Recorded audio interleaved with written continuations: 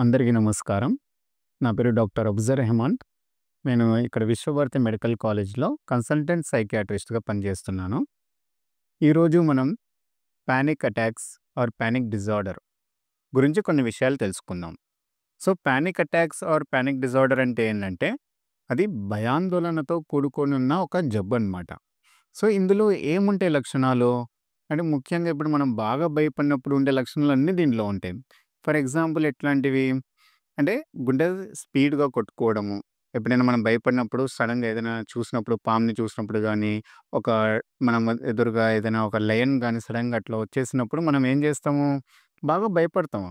భయపడినప్పుడు మనకేమైతది? మనకు flight are fight అనే response మనకొస్తది. So, fight అనే రెస్పాన్స్ వచ్చినప్పుడు మనకేమి ఇబ్బంది లేదు. అంటే మనం దాన్ని ఎట్లైనా ఎదుర్కోవాలి అనే ఒక ధైర్యం మనం తెచ్చుకొని పానిక్ అవ్వకుండా మనం దానికి ఎదుర్కోగలుగుతాము. అట్లా ఫ్లైట్ అనే రెస్పాన్స్ మనకొచ్చినప్పుడు ఏమైతదంటే ఫస్ట్ మనకి హార్ట్ రేట్ అనేది పెరిగిపోతది. అంటే గుండె దడ అనమాట. సో, గుండె స్పీడ్‌గా కొట్టుకోవడం అనేది మొదలవుతది. ఆ తర్వాత ఏమైతదంటే ఒళ్ళంతా చెమటలు పడతాయి. తర్వాత మనకి తిమ్మిర్లు ఐ మీన్ షివరింగ్ అంటే వణుకులాగా వచ్చేస్తాయి. చేతులు వణుకు వచ్చేస్తుంటది. ఇంకా తర్వాత ఊపిరి తీసుకోవడానికి కొంతమందికి ఇబ్బందవుతది. కొంతమందికి నోరంతా ఆరిపోతూ ఉంటది. కొంతమందికి టాయిలెట్ అనేది ఎక్కువ సార్లు వస్తూ ఉంటది. కొంతమందికి కడుపులో అంతా ఏదో డిస్కంఫర్ట్‌గా ఉంటదనమాట. సో, ఇట్లా చాలా రకాలుగా ఈ జబ్బు లక్షణాలనేటివి ఉంటాయన్నమాట. ఓకే. సో, ఈ అటాక్స్ నార్మల్‌గా జీవితకాలంలో అందరికీ ఏదో ఒక టైంలో మనం ఎక్స్‌పీరియన్స్ అవుతాం. ఫర్ ఎగ్జాంపుల్ ఇప్పుడు నేనే ఉన్నాను. ఒక బైక్ నడుపుతున్నాననుకోండి. సడెన్‌గా ఏదైనా ఒక కుక్క గాని, ఏదైనా గాని మన బైక్‌కి అడ్డం వచ్చినప్పుడు సడెన్‌గా మనం భయపడిపోతాం ఆ టైంలో. భయపడినప్పుడు మాకీ అటాక్ అనేది వస్తది. అంటే ఐ మీన్ గుండె స్పీడ్‌గా కొట్టుకోవడము కొద్దిసేపుంటది. కానీ ఇట్లాంటి భయమే మనకి రోజు తరహా వస్తుంది. ఇంకా ఎంత కంట్రోల్ చేసుకోవాలనుకున్నా గానీ కంట్రోల్ అవ్వట్లేదు. అండ్ దీని యొక్క తీవ్రత అనేది ఇంక నేను చనిపోతానేమోనంత తీవ్రత వరకు వెళ్తుంది అన్నప్పుడు, దీన్ని మనం ఏమంటామంటే పానిక్ డిజార్డర్ అని చెప్తాం. ఈ పానిక్ డిజార్డర్ ఉన్న పేషెంట్స్ ఏం జేస్తారు ఎక్కువగా అంటే, వీళ్ళు డైరెక్ట్‌గా సైకియాట్రిస్ట్ దగ్గరికి రారనమాట. సో, వాళ్ళకి తెలీదు. ఈ భయంలో వాళ్ళేం జేస్తారు, ముందు ఒక కార్డియాలజిస్ట్ దగ్గరికెళ్ళడమో, అంటే గుండెకి సంబంధించిన డాక్టర్ దగ్గరికెళ్ళడమో, లేకుంటే ఒక జనరల్ వాళ్ళ ఇంటి దగ్గర ఉన్న చిన్న డాక్టర్స్ ఎవరైతే ఉంటారో వాళ్ళ దగ్గరికెళ్ళడమో చేస్తారు. సో, దాంతో ఏమైతదంటే అక్కడ పోయినాక వాళ్ళు ఈసీజీ తీస్తారు. వాళ్ళకి తగ్గంత కొన్ని పరీక్షలు జేస్తారు. ఆ పరీక్షలన్నీ నార్మల్ అని జెప్తారు.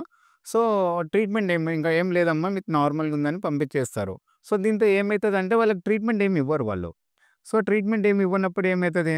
ఆ లక్షణాలు అంటే అప్పటికి కొంచెం వాళ్ళు రిలీఫ్ అయిపోతారు. అంటే ఏం లేదులే అనుకోని రిలీఫ్ అయిపోతారు. తర్వాత ఇంటికెళ్ళాక మళ్ళా ఈ లక్షణాలనేది మళ్ళా మొదలవుతాయి. సో, ఇట్లా ఈ ఎపిసోడ్స్ అనేది వాళ్ళకి రిపీటెడ్‌గా ఎన్ని సార్లు రిపీట్ అవుతూ ఉంటే, వాళ్ళు అన్ని సార్లు వేరే వేరే డాక్టర్స్ దగ్గరికి మారుస్తూ ఉంటారు. అంటే ఈ డాక్టర్ సరిగ్గా చూడలేదేమో, ఈ డాక్టర్ సరిగ్గా చూడలేదేమో, నాకెందుకు తగ్గట్లేదు అనే దాంట్లో పోతుంటారనమాట.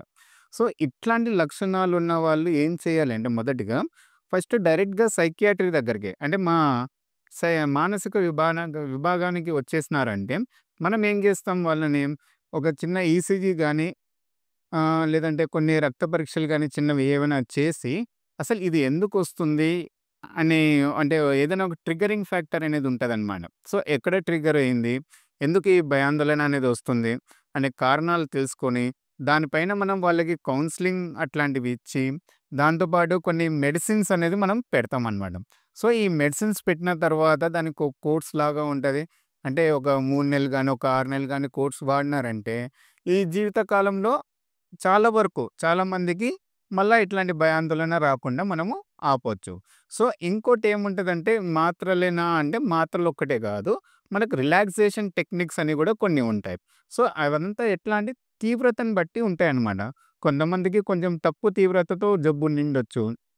సో, వాళ్ళు వాళ్ళంతకు వాళ్ళే కంట్రోల్ జేసుకుంటారు. కొంతమందికి కొంచెం మధ్య రకంగా తీవ్రత నిండొచ్చు. సో, వాళ్ళకేం జేస్తాము కొంచెం మాత్రలు గాని, అట్లాంటివి గాని, లేదంటే వాళ్ళకి కొన్ని రిలాక్సేషన్ టెక్నిక్స్ అంటామనమాట.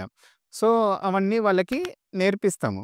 నేర్పిచ్చి వాళ్ళకి చెప్పి, వాళ్ళకి కొన్ని మెడిసిన్స్ అవసరమైతే మెడిసిన్స్ కూడా పెట్టి, వాళ్ళకి మనం ట్రీట్మెంట్ పెడతాము. సో ఫ్రెండ్స్, ఇట్లాంటి లక్షణాలతో మీరేమైనా బాధపడుతూ ఉంటే విశ్వభారతి జనరల్ హాస్పిటల్‌లో ఉన్న మానసిక విభాగానికి వచ్చి ట్రీట్మెంట్ అందుకోగలరు. Thank you.